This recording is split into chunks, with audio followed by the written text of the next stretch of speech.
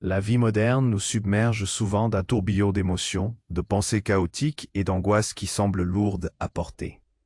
Pourtant, au cœur de cette tempête intérieure, se cache une force insoupçonnée, un pouvoir que le stoïcisme ancien nous invite à réveiller, celui de reprendre les rênes de notre esprit et de notre destin. Cette vidéo n'est pas un simple cours de philosophie poussiéreuse, mais une immersion dynamique dans 10 méditations puissantes, des clés concrètes pour transformer le chaos mental en calme profond, la confusion en lucidité. Vous découvrirez comment ces pratiques, bien plus qu'une méthode thérapeutique traditionnelle, changent la façon dont nous percevons le monde, en nous enseignant à distinguer ce qui dépend réellement de nous, à cultiver l'indifférence face aux épreuves futiles, et surtout, à métamorphoser chaque obstacle en une opportunité de croissance. Au fil de ce voyage introspectif, vous apprendrez à dompter vos émotions, à embrasser la fugacité de la vie, à épurer votre existence vers la simplicité et les vertus qui élèvent l'âme. Mais ce n'est pas tout. Le silence, souvent sous-estimé, s'impose ici comme un allié précieux, un espace sacré pour renouer avec soi-même.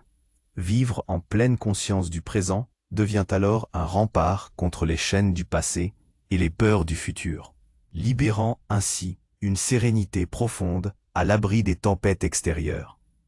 Par cette réflexion quotidienne, ce contrôle lucide et cette valorisation intense du moment présent, vous ne serez plus l'esclave de vos émotions ni des circonstances. Vous deviendrez l'architecte serein de vos choix et de votre liberté intérieure. À la fin de cette vidéo, votre esprit ne sera plus un champ de bataille, mais un havre d'équilibre, armé de sagesse et prêt à affronter n'importe quelle tempête. Alors, êtes-vous prêt à découvrir ces 10 méditations puissantes qui peuvent transformer votre vie du tout au tout? 1. Se concentrer sur ce qui dépend réellement de nous. 2. Cultiver l'indifférence aux situations sans importance. 3. Transformer les obstacles en opportunités. 4.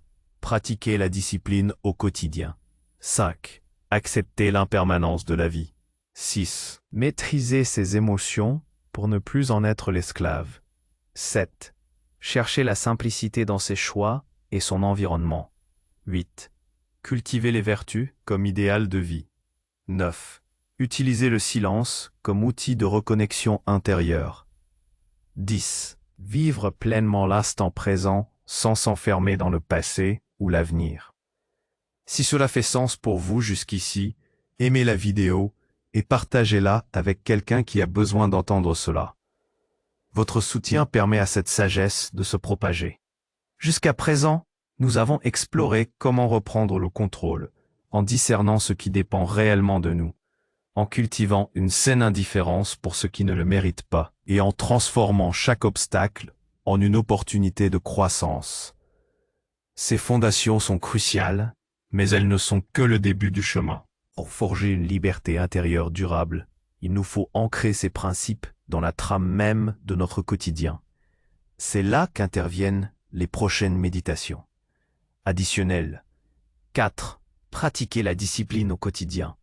La discipline, dans l'optique stoïcienne, n'est pas une contrainte oppressive, mais plutôt la voie royale vers la liberté. Elle n'est pas une punition, mais l'art de se gouverner soi-même pour atteindre ce qui est véritablement bon.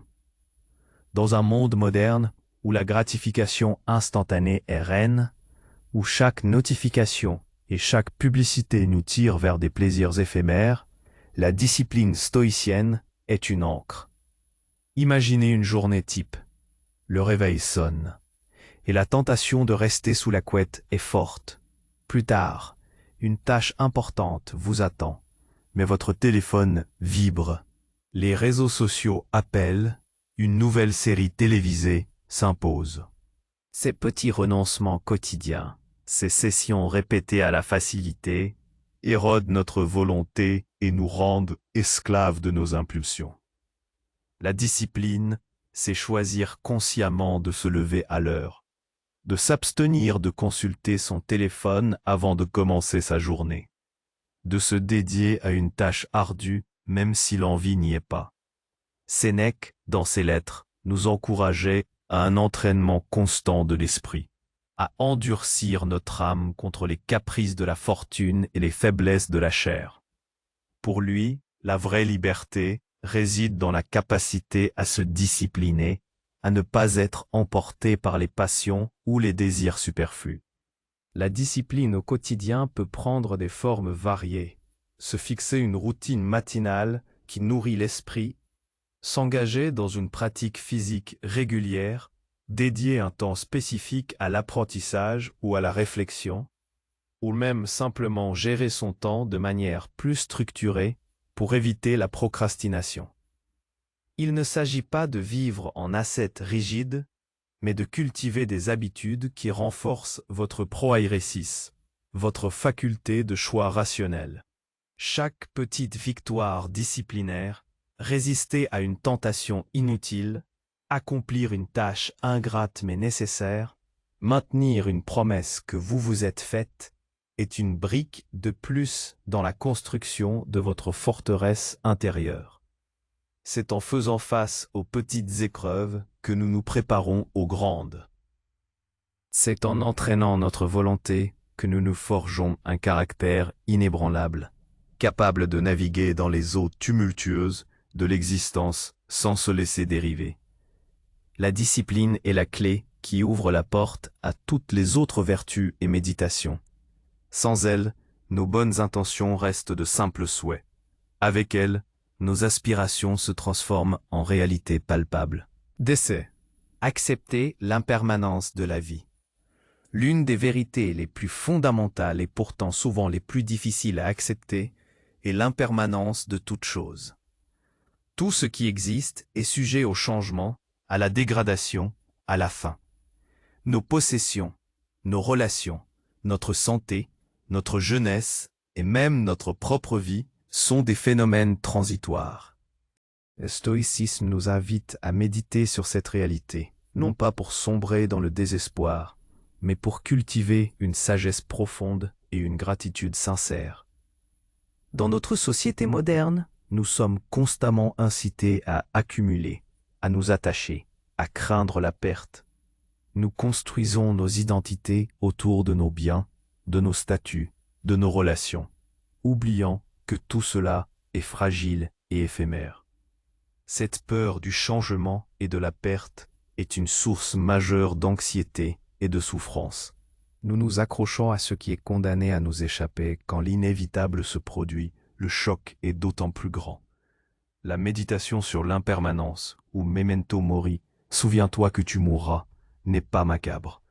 C'est une invitation à vivre plus pleinement. Si vous savez que votre temps est limité, n'auriez-vous pas tendance à le valoriser davantage, à le consacrer à ce qui compte vraiment?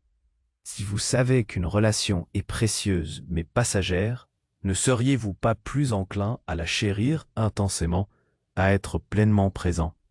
Marc Aurèle comparait l'écoulement du temps à un fleuve, où tout est en mouvement perpétuel.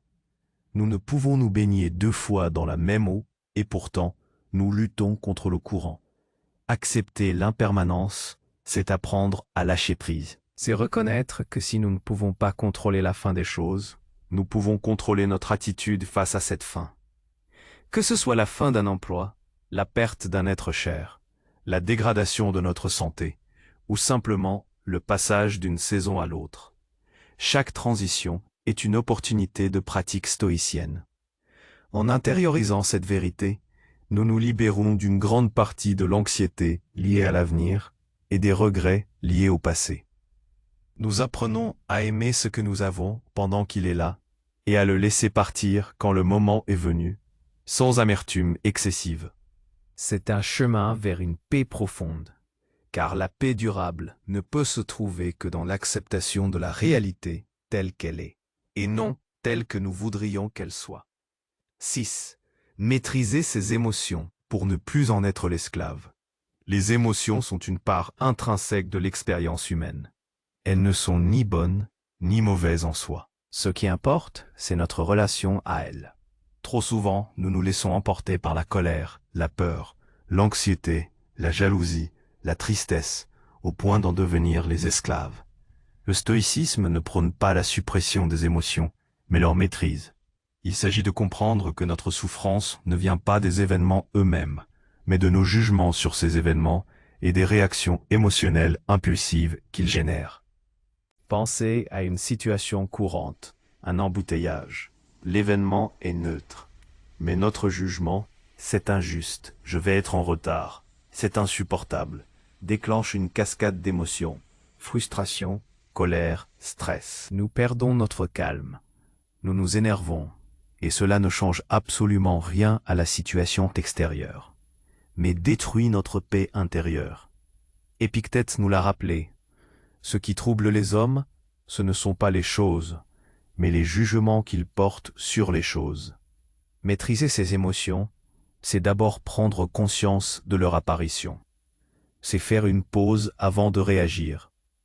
Dans le tourbillon de la vie moderne, où les stimuli sont constants et où nous sommes souvent sursollicités, cette pause est un acte révolutionnaire. Elle nous permet d'observer l'émotion sans nous identifier à elle, de la sentir sans la laisser nous submerger. C'est comme regarder un nuage passer dans le ciel. Vous le voyez, vous reconnaissez sa forme et sa couleur, mais vous n'êtes pas le nuage, et il finira par se dissiper. La technique stoïcienne ne consiste pas à refouler une émotion, ce qui serait contre-productif, mais à remettre en question le jugement qui l'a provoqué. Est-ce que cette situation est vraiment catastrophique? Y a-t-il une perspective plus juste? Puis-je agir sur quelque chose ou dois-je l'accepter? Si je suis en colère, qu'est-ce qui est réellement en jeu? Est-ce une atteinte à mes valeurs ou simplement à mon confort?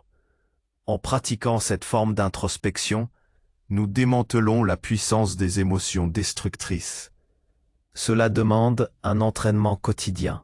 Par exemple, lorsque vous ressentez de l'impatience, respirez profondément et rappelez-vous que tout n'est pas sous votre contrôle. Face à la jalousie sur les réseaux sociaux, interrogez votre besoin de comparaison et rappelez-vous que la vie de chacun est une pièce unique.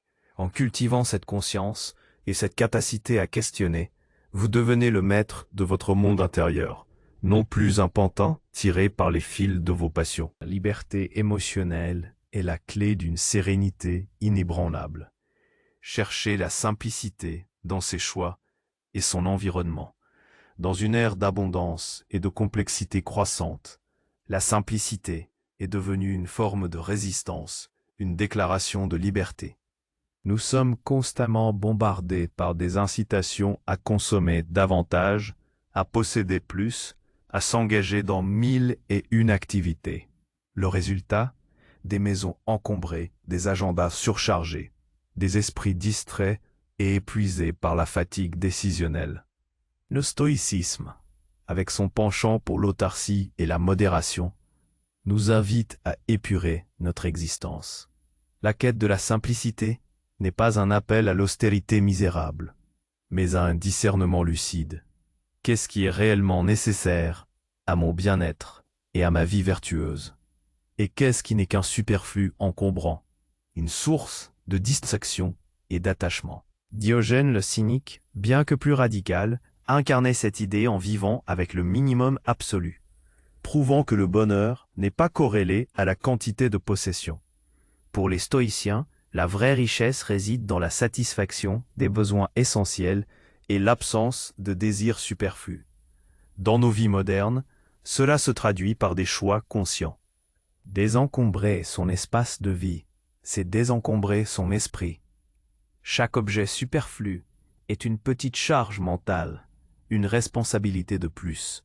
Réduire son agenda, c'est se donner l'espace pour ce qui compte vraiment, pour la réflexion, pour les relations authentiques, pour le repos. Simplifier ses relations, c'est investir son énergie dans celles qui nourrissent l'âme, plutôt que de se disperser dans des interactions superficielles. La simplicité s'applique aussi à nos choix. Moins de choix, c'est moins de dilemmes, moins d'hésitation, moins de regrets. Apprendre à dire non aux sollicitations qui ne sont pas alignées avec nos valeurs ou nos priorités est un acte de simplicité puissant. En cherchant la simplicité, nous réduisons le bruit externe et interne. libérant ainsi un espace précieux pour la clarté mentale et la concentration sur ce qui est essentiel. C'est une démarche d'authenticité, un retour à l'essence de ce que nous sommes et de ce que nous voulons vraiment. Loin d'être une privation, la simplicité est une libération. Elle nous offre plus de temps, plus d'énergie, plus de paix. 8. Cultiver les vertus comme idéal de vie. Au cœur de la philosophie stoïcienne se trouve l'idée que la vertu est le seul bien véritable, le souverain bien. Tout le reste, la richesse, la santé, le plaisir, la réputation, est considéré comme indifférent. Ni bon ni mauvais en soi, mais pouvant être préférable ou non préférable selon les circonstances.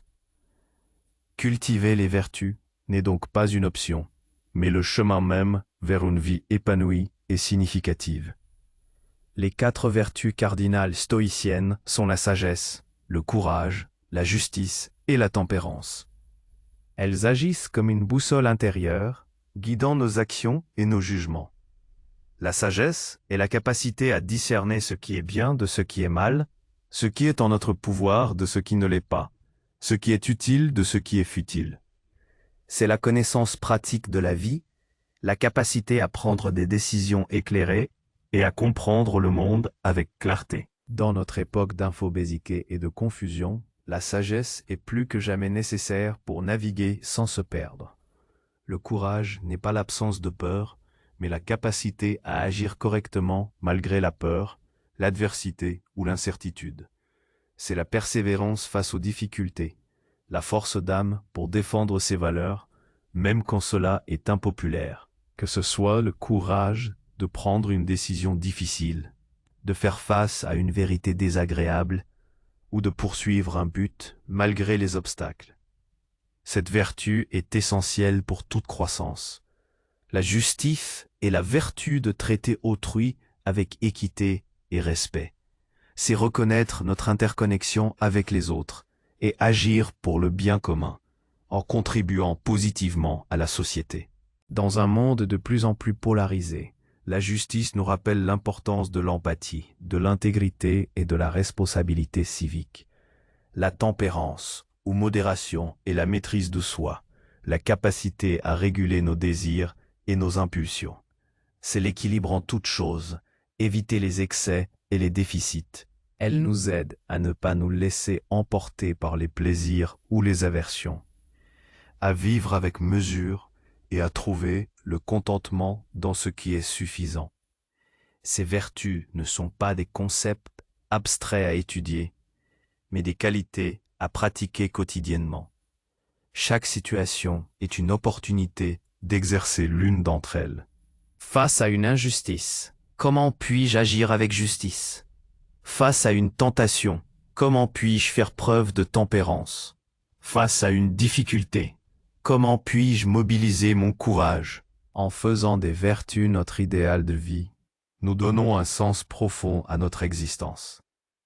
Nous ne cherchons plus le bonheur dans des choses extérieures et éphémères, mais dans l'alignement avec notre propre nature rationnelle et vertueuse. C'est une quête exigeante, mais c'est celle qui nous mène à la véritable dignité humaine et à une paix inébranlable. Utilisez le silence comme outil de reconnexion intérieure.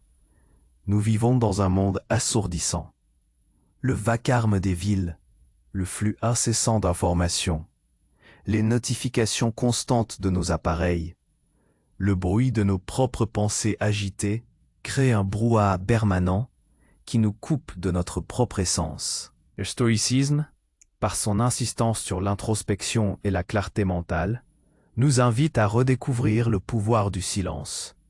Le silence n'est pas l'absence de son, mais l'espace où l'esprit peut enfin s'entendre lui-même. Dans l'Antiquité, les philosophes se retiraient pour méditer et écrire. Sénèque insistait sur la nécessité de l'examen de conscience quotidien, une forme de silence intérieur où l'on passe en revue les actions et les pensées de la journée.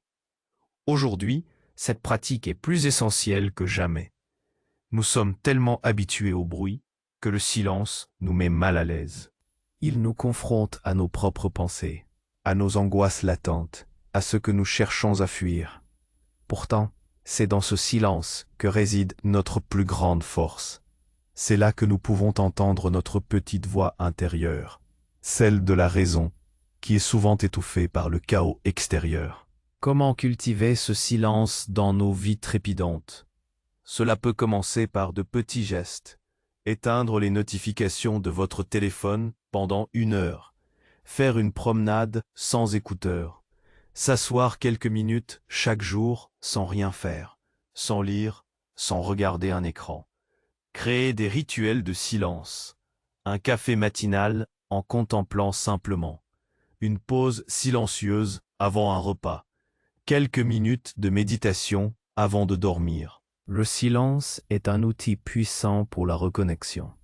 Il permet de calmer le système nerveux, de réduire le stress, d'améliorer la concentration.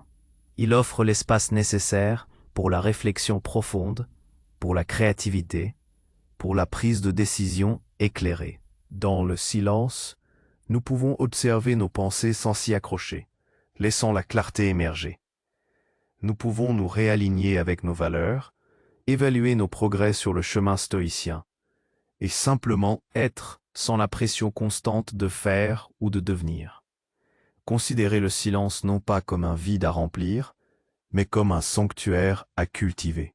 Il est le terreau fertile d'où émergent la sagesse et la paix intérieure. Osez le silence, et vous découvrirez un monde intérieur d'une richesse insoupçonnée. Vivre pleinement l'instant présent, sans s'enfermer dans le passé ou l'avenir. La dernière, mais non la moindre, de ces méditations puissantes est l'art de vivre pleinement l'instant présent. Le passé est révolu et il n'existe que dans nos souvenirs et nos interprétations. L'avenir est incertain, une projection de nos espoirs et de nos craintes. Le seul moment où nous avons un réel pouvoir d'action, le seul moment où nous existons véritablement, est l'ici et maintenant. Pourtant, nous passons une grande partie de nos vies à regretter le passé ou à anticiper l'avenir, nous privant de la seule réalité disponible. Le stoïcisme nous exhorte à concentrer notre attention sur ce moment précis. Marc Aurèle, dans ses pensées, rappelait que la seule chose qui nous appartient est le présent. Ne perds plus de temps à discuter de ce que doit être un homme bon, mais sois-le. Ce sois-le est une invitation à l'action immédiate, à la vertu appliquée dans l'instant. Dans notre société moderne, l'esprit est constamment tiraillé. Les réseaux sociaux nous rappellent ce que nous avons fait hier, ou ce que d'autres font ailleurs. Les exigences professionnelles et personnelles nous poussent à planifier sans relâche, à anticiper les problèmes, à nous inquiéter des échéances futures. Nous mangeons sans goûter, marchons sans voir, parlons sans écouter, parce que notre esprit est toujours ailleurs. C'est une forme de vie en pilote automatique, où nous sommes physiquement présents, mais mentalement absents. Vivre pleinement l'instant présent, c'est ramener consciemment notre attention à ce que nous faisons, à ce que nous percevons, à ce que nous ressentons, ici et maintenant.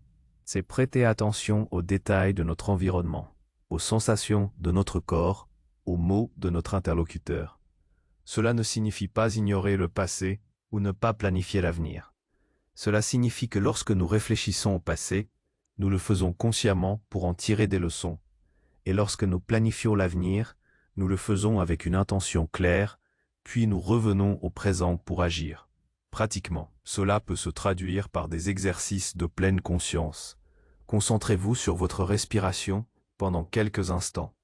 Savourez un repas lentement. Écoutez attentivement les bruits autour de vous. Observez un objet banal avec une curiosité renouvelée. Chaque tâche, aussi triviale soit-elle, devient une opportunité de présence. Laver la vaisselle, marcher dans la rue, attendre dans une file d'attente, ce sont autant de moments où vous pouvez choisir d'être pleinement là, plutôt que de laisser votre esprit vagabonder vers des regrets ou des anxiétés. En cultivant la présence, nous libérons une immense quantité d'énergie mentale qui était auparavant gaspillée dans des pensées improductives. Nous devenons plus efficaces, plus conscients de nos actions, plus réceptifs aux joies simples de la vie. L'instant présent n'est pas seulement le seul temps qui existe. C'est aussi le lieu où se trouve la sérénité, la gratitude et le pouvoir d'agir avec vertu. C'est le fondement sur lequel repose toute véritable liberté intérieure. Nous avons parcouru ensemble un chemin introspectif, explorant 10 méditations stoïciennes qui sont bien plus que de simples concepts. Elles sont des outils, des pratiques, des invitations à transformer votre paysage intérieur, à passer du chaos à la clarté, de la confusion à la sérénité, de la distinction fondamentale entre ce qui dépend de vous et ce qui n'en dépend pas, jusqu'à l'art de vivre l'instant présent. Chaque principe est une clé pour déverrouiller une nouvelle dimension de votre liberté. Le stoïcisme ne vous promet pas une vie sans difficultés, mais il vous offre les moyens d'affronter ces difficultés avec une force d'âme inébranlable. Il vous enseigne que la véritable souveraineté ne se trouve pas dans le contrôle du monde extérieur, mais dans la maîtrise de votre propre esprit et de vos réactions. Il vous invite à devenir l'architecte conscient de votre paix intérieure, quelles que soient les tempêtes qui font rage à l'extérieur. Ce chemin est un voyage, pas une destination. Ces méditations ne sont pas des tâches à cocher une fois pour toutes, mais des pratiques à intégrer, à ruminer, à affiner jour après jour. Alors, la question n'est pas de savoir si vous avez compris ces enseignements, mais quelle est la première méditation que vous allez intégrer concrètement dans votre vie, dès aujourd'hui, pour commencer à sculpter votre citadelle intérieure. Si cette exploration vous a été utile, un simple j'aime, un partage avec ceux qui pourraient en bénéficier, et votre abonnement à la chaîne sont des actes qui nourrissent cette communauté de chercheurs de sagesse. N'hésitez pas à laisser un commentaire ci-dessous pour partager vos propres réflexions, vos défis ou vos victoires sur ce chemin stoïcien. Votre perspective est précieuse.